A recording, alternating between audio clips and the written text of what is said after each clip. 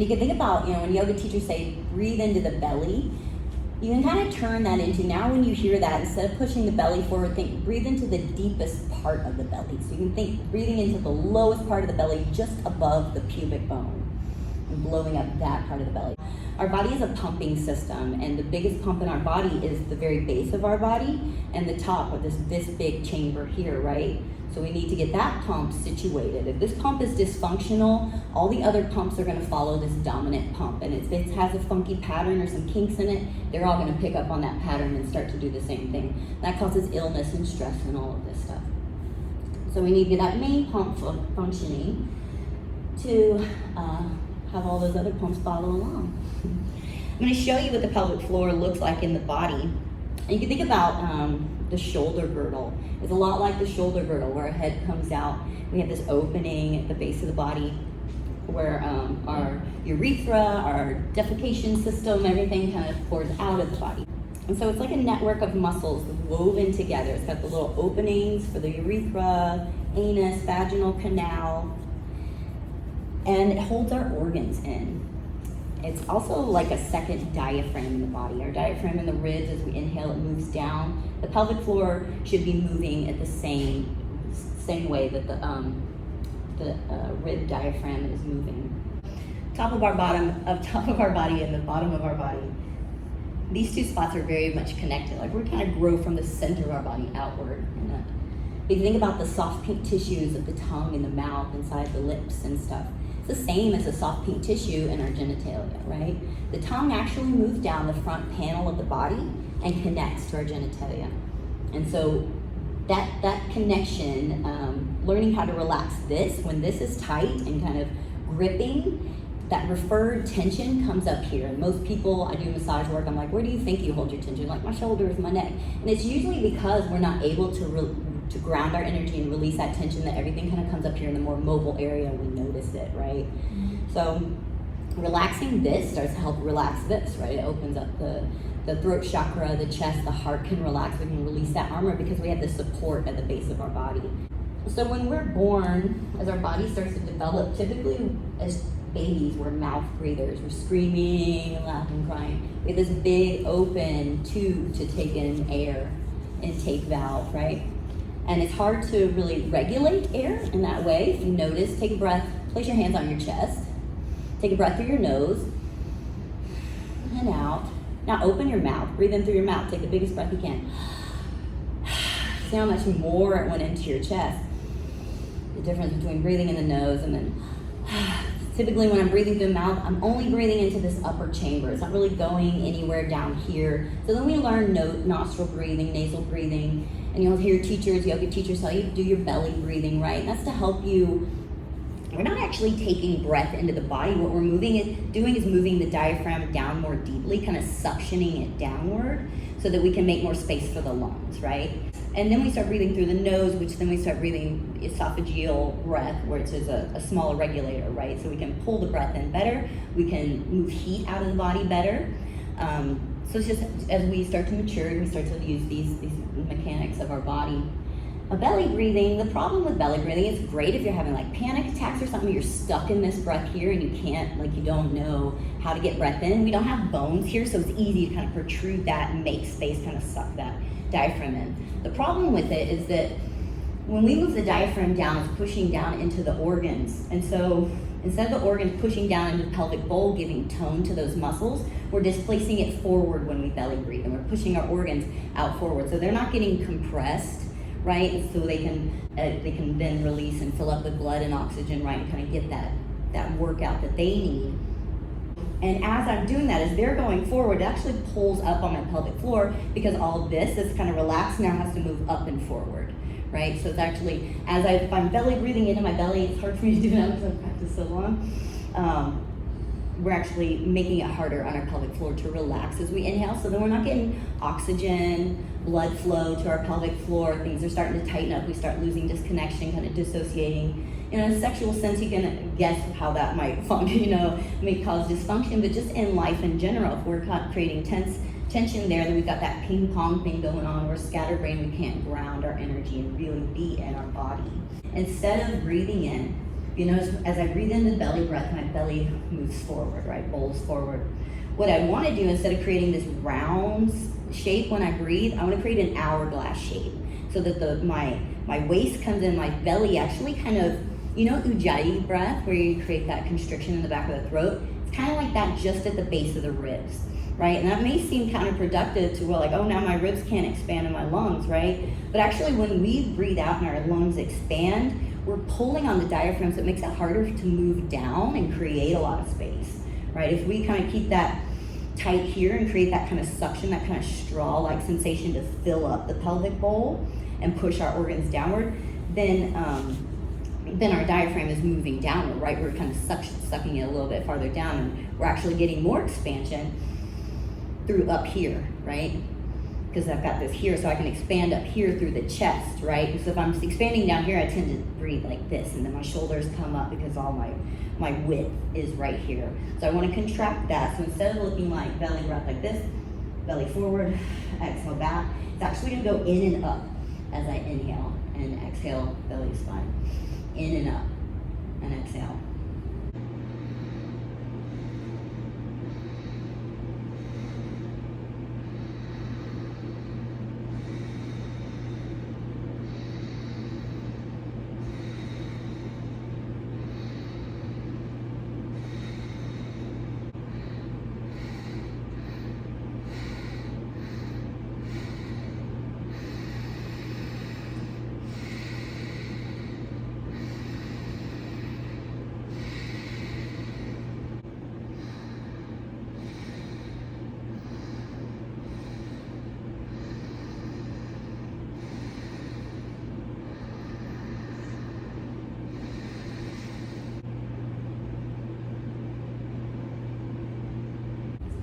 And so to practice with the pelvic floor, we're gonna use the blanket as a prop. We're gonna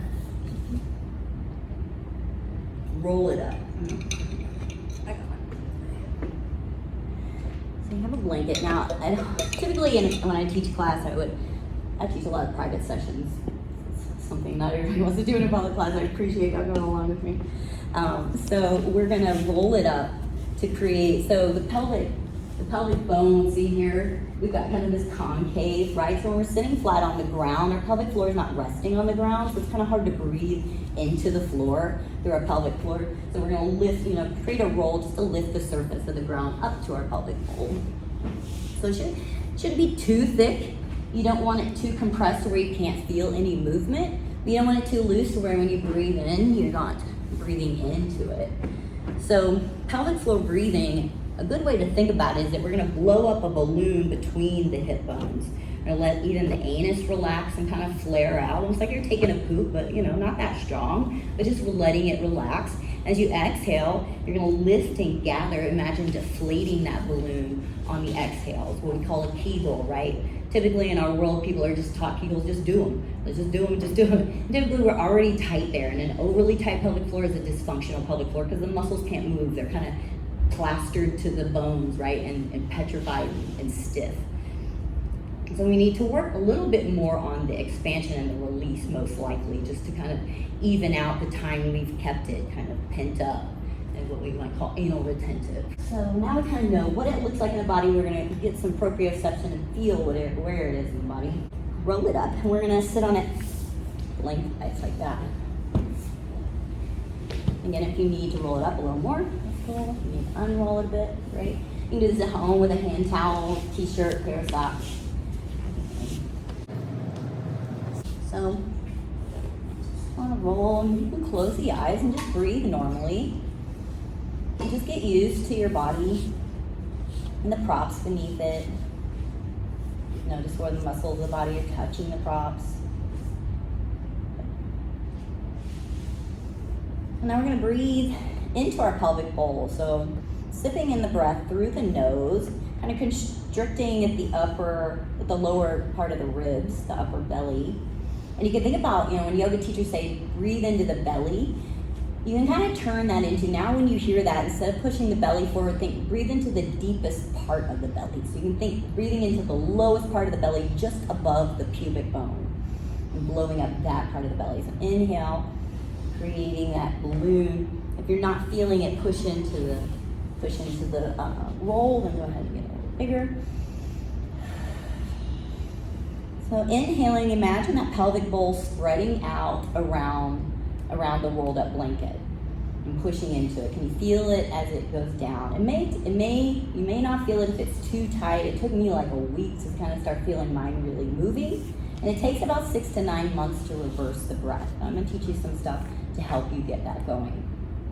So as we inhale, we spread the pelvic floor, blowing up that balloon between the hip bones. You can imagine the sits bones expanding away from each other. And exhale, lifting, gathering, kind of that elevator sense of moving the organs in and up towards the ribs, belly towards spine. Inhale, release it all down, let that hammock of the pelvic bowl hang. Exhale, lift and gather. You can also think of the pelvic floor as the palm of the hand. As we inhale, we spread our fingers. Exhale, we clench, push all that breath out of the body. So we're using that pump, even kind of knit the ribs in. We want to push all the breath out.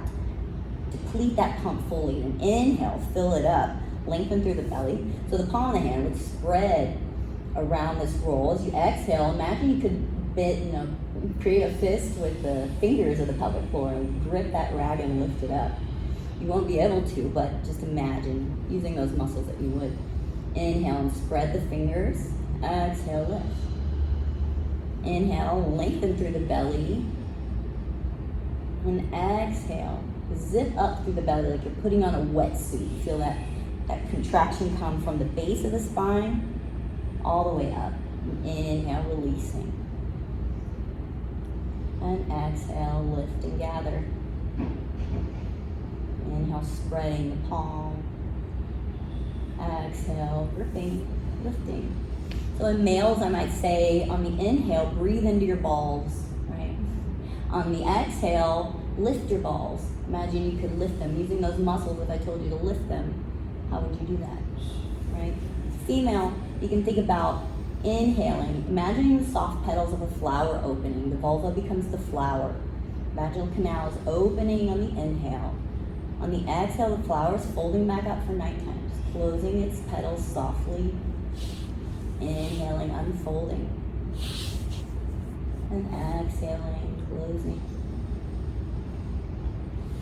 Again, the balloon's always a good one. And also I want you to think about when you're breathing, not only breathing up and down through the spine and the front of the body, but think about a kite, how it catches wind. It not only has the structure of the vertical, it has that horizontal. So breathing up and down, but also expanding through the collarbone, like the collarbone spreading across the chest. So the chest widens at the top of the body.